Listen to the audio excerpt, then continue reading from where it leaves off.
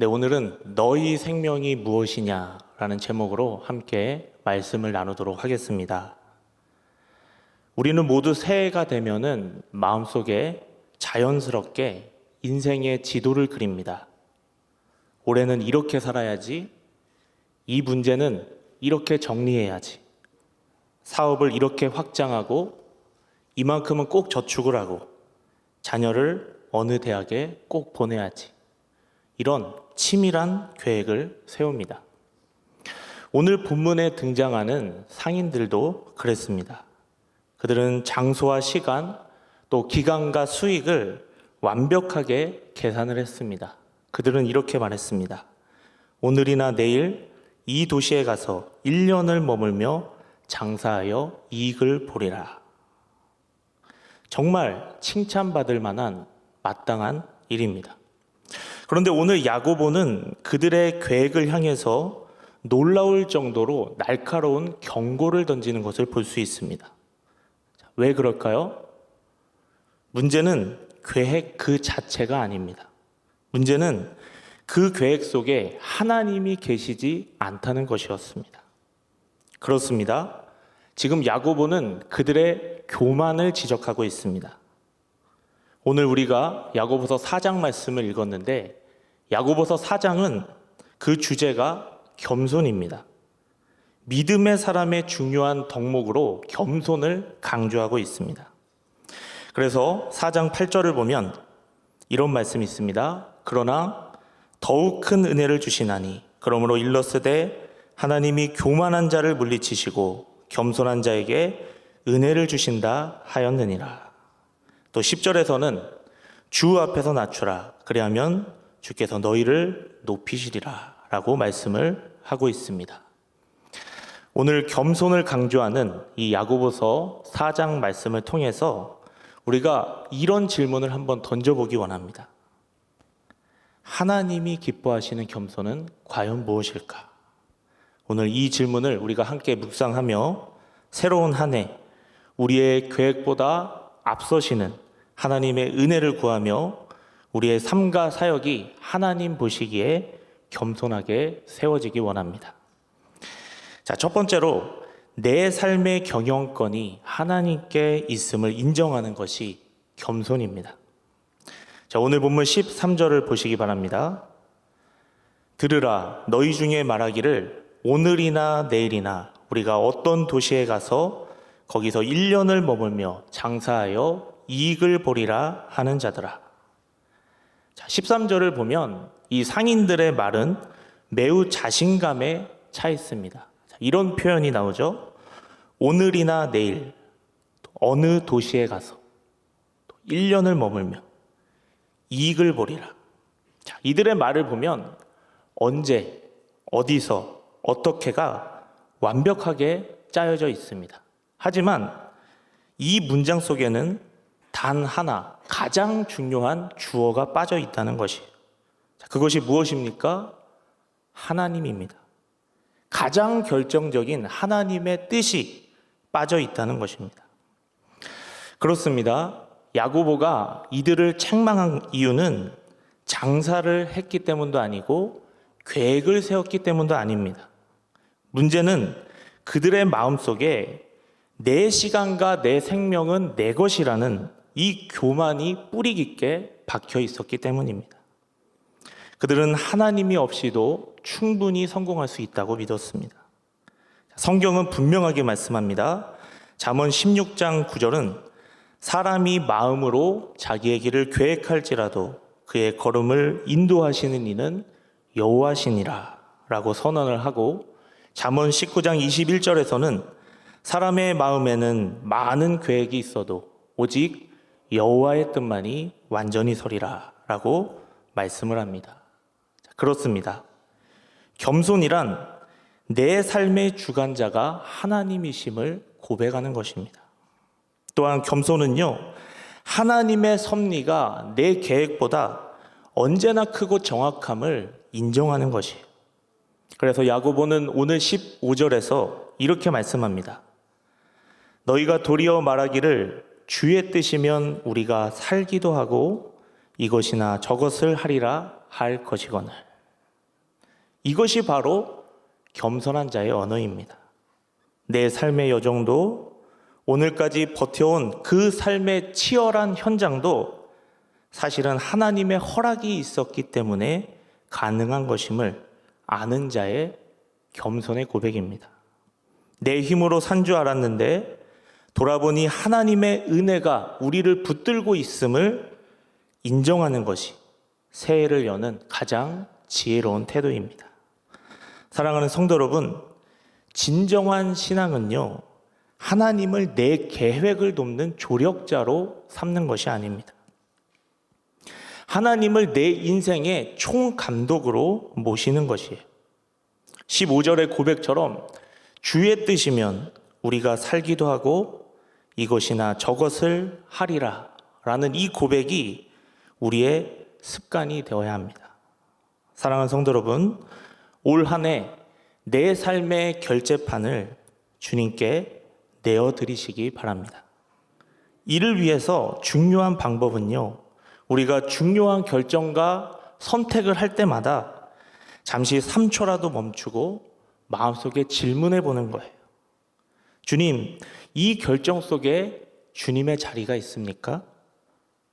주님, 이 계획이 주님이 기뻐하시는 계획일까요? 질문하는 거예요. 뿐만 아니라 우리의 공들인 계획이 어그러지거나 갑작스러운 일이 터질 때 우리는 왜 이렇게 운이 없지? 라고 탄식할 수 있습니다. 하지만 그 대신에 이렇게 선포해 보시기 바랍니다. 주의 뜻이면 이 상황 속에도 내가 아직 모르는 선한 이유가 있겠지 라고 믿음으로 선포하는 거예요. 내 계획의 실패를 인정할 때 비로소 하나님의 더 완벽한 경영이 시작이 됩니다.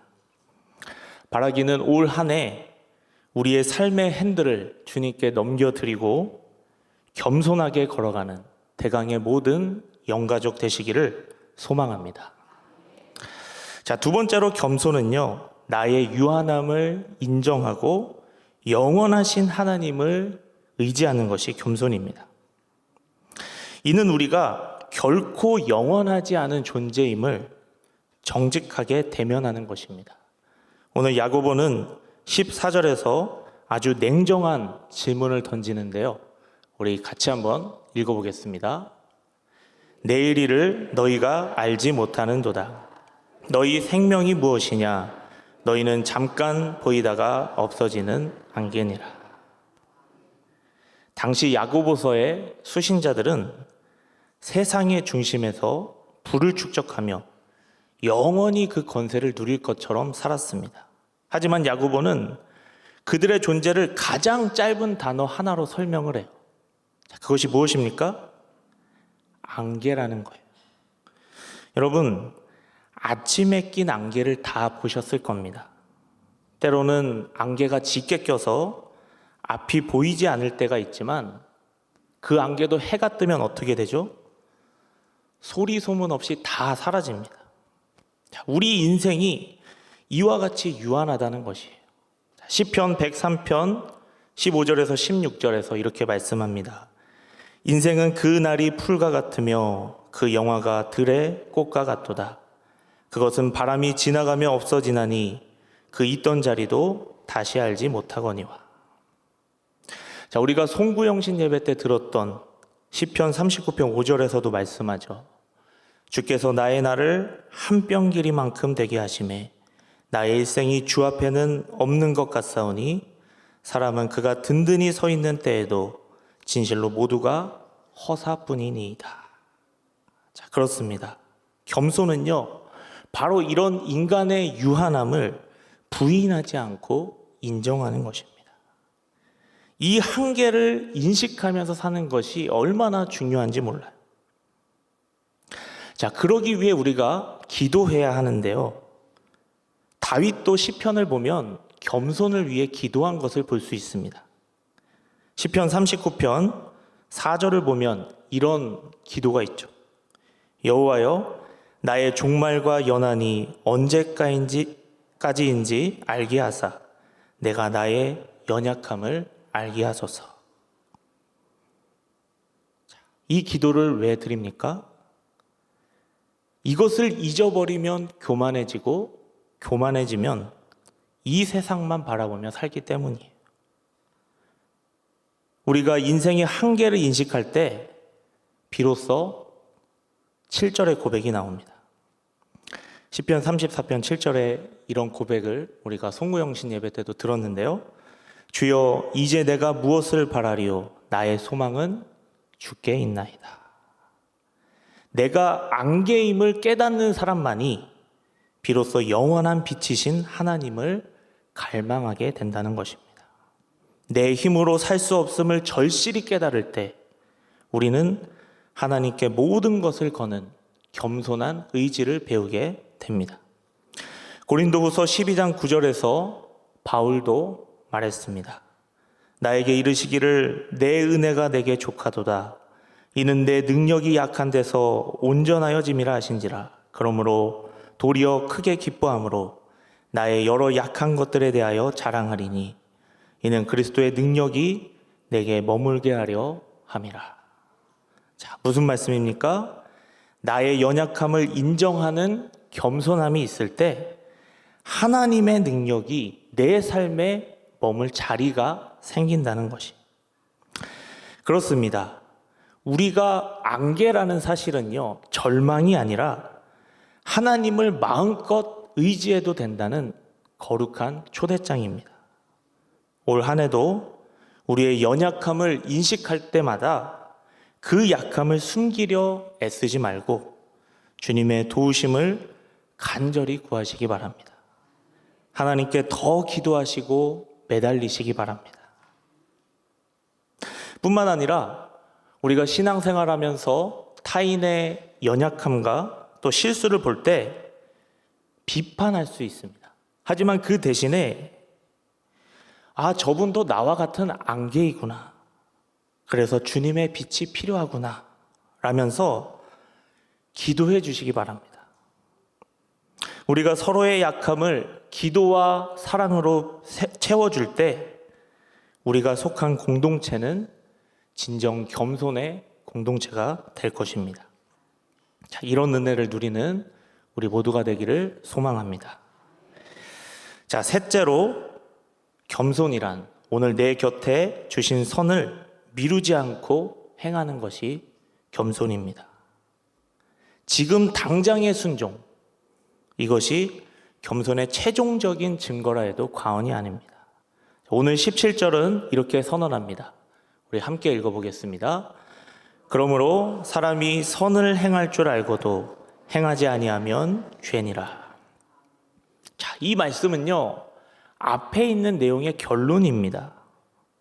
우리의 인생이 안개이기 때문에 우리의 내일은 보장된 시간이 아님을 아는 자만이 오늘 순종할 수 있다는 것입니다. 그렇습니다. 교만은요, 시간을 자기 마음대로 쓸 수 있다고 생각을 하면서 나중에 여유가 생기면 하겠다고 말합니다. 하지만 겸손은 오늘이 마지막일 수 있음을 알고 지금 주신 주님의 말씀과 감동에 즉각 반응한다는 것이. 특별히 17절 말씀은 그러므로라는 접속사로 시작이 됩니다. 자, 이 접속사가 주로 언제 쓰입니까? 앞에 있는 내용의 결론을 내릴 때 사용하는 접속사입니다.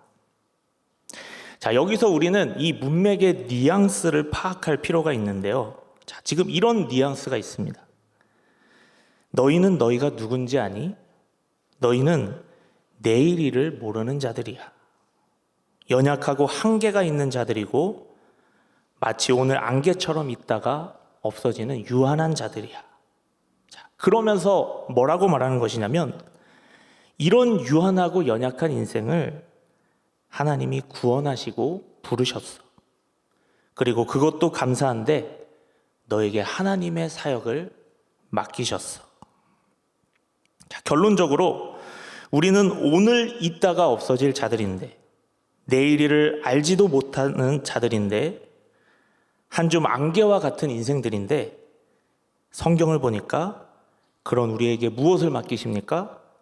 선한 일을 맡기셨다고 말씀합니다. 에베소서 2장 10절은 이렇게 건면합니다. 우리 이 말씀도 같이 읽어보겠습니다.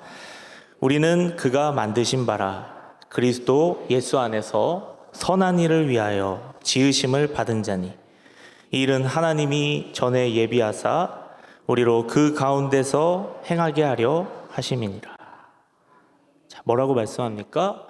우리는 그가 만드셨는데 그리스도 예수 안에서 선한 일을 위하여 지으심을 받았다라고 말씀합니다. 자, 고린도전서 3장 9절도 마찬가지예요. 이렇게 말씀합니다. 우리는 하나님의 동역자들이요 너희는 하나님의 밭이요 하나님의 집이니라. 하나님의 동역자들이라고 말씀해요. 그러니까 우리는 따뜻한 해가 뜨면 사라지는 안개와 같은 자들이지만 그런 우리를 주님께서 십자가의 보혈로 구속하시고 하나님의 사역을 맡기시고 동역자로 삼아주셨다는 거예요. 그래서 이것을 할 때 우리의 자연스럽고 마땅한 반응이 무엇입니까? 감사하고 황송스럽고 영광스러워하는 것. 그리고 그런 마음으로 지금 내게 주어진 이 선한 기회를 놓치지 않고 붙잡는 것입니다. 그래서 오늘 17절에 그러므로 선을 미루지 말고 행하라고 말씀하는 것입니다. 제가 개인적으로 좋아하는 찬양 중에 찬송가 151장 만왕의 왕 내 주께서라는 찬양이 있습니다.